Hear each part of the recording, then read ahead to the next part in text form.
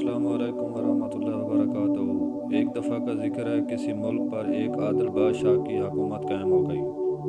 بادشاہ عدل و انصاف کا دل دادا تھا اور رعایا کو سستا اور فوری انصاف مہیا کرنے کا بھی شوقین۔ رعایا ان کی باتوں کی عادی نہ تھی، لہذا اس کو اکثر بد آدمی کی شکایت رہنے لگی، لیکن بادشاہ وقت انصاف کا نصیب باز نہ آیا۔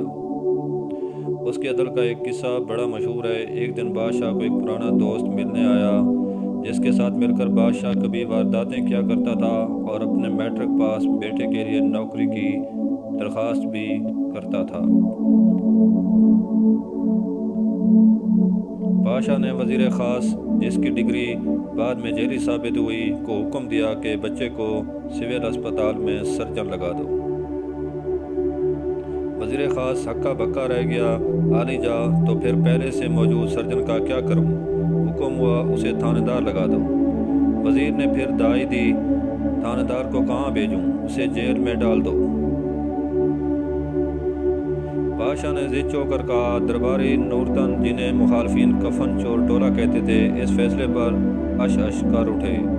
بادشاہ اس مقولے کا قائل تھا، اختیارات سنبھال کر رکھنے کی چیز نہیں، بلکہ خوب استعمال کرنے کے لیے ہی ہوتے ہیں۔ چنانچہ وہ ملک و قوم کے وسیع تر مفاد میں اختیارات استعمال کرنے کا کوئی موقع ضائع نہ کرتا۔ ایک دن بادشاہ دربار لگائے بیٹھا تھا، ایک خوشان مغینہ دربار میں نغمہ سرا تھی۔ اس دوران انصاف کا وقت ہو گیا۔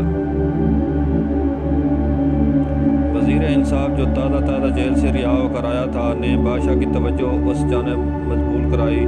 بادشاہ نے گانا عارضی طور پر روک دیا اور ملزمان کو پیش کرنے کا حکم دیا۔ ملزمان کا ریوڑ دربار میں پیش ہوا تو بادشاہ نے چھڑی کے اشارے سے انہیں دو حصوں میں بانٹ جانے کا حکم۔ درباری بیربلوں اور ملا دو پیازوں نے اس سستے اور فوری انصاف پر داد کے ڈونگرے بسائے اور گانے کا سلسلہ وہیں سے شروع ہو گیا، جہاں سے ٹوٹا تھا۔